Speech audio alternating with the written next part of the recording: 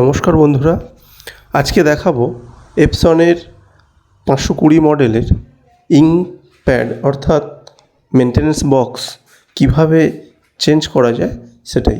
চলুন বন্ধুরা, আমরা প্রিন্টারটা ওপেন করে নেব। ওপেন করে নিলে দেখা যাচ্ছে আমাদের এটা মেনটেন্যান্স বক্স যেটা থাকে, ওয়েস্টেজ ইঙ্ক যেটায় ভরে সেটা ভর্তি হয়ে গেছে, তাই এরকম দেখাচ্ছে। তাই আমরা এটাকে পুনরায় অফ করে দেব, দিয়ে আমরা মেনটেন্যান্স বক্সটা চেঞ্জ করব।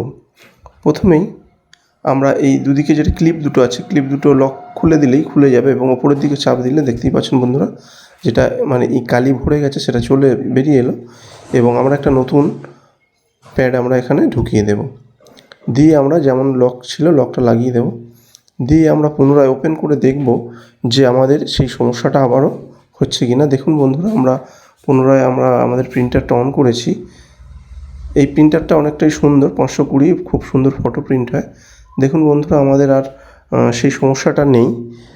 এখন দেখব একটু নজেল চেক করে যে সব ঠিকঠাক আছে কি না। দেখতেই পাচ্ছেন বন্ধুরা, আমরা নজেল চেক করতে দিচ্ছি। নজেল চেকটা সাকসেসফুলি হলে বুঝবো যে আমাদের প্রিন্টারটা পুনরায় ঠিক হয়ে গেছে। দেখতেই পাচ্ছেন বন্ধুরা, আমাদের প্রসেসিংটা হচ্ছে নজেল চেকের, প্রিন্ট হচ্ছে। প্রিয় দর্শক, ভিডিওটা ভালো লাগলে লাইক, কমেন্ট, শেয়ার করবেন এবং সাবস্ক্রাইব করে দিয়ে চ্যানেলের পাশে থাকবেন। ধন্যবাদ সকলকে।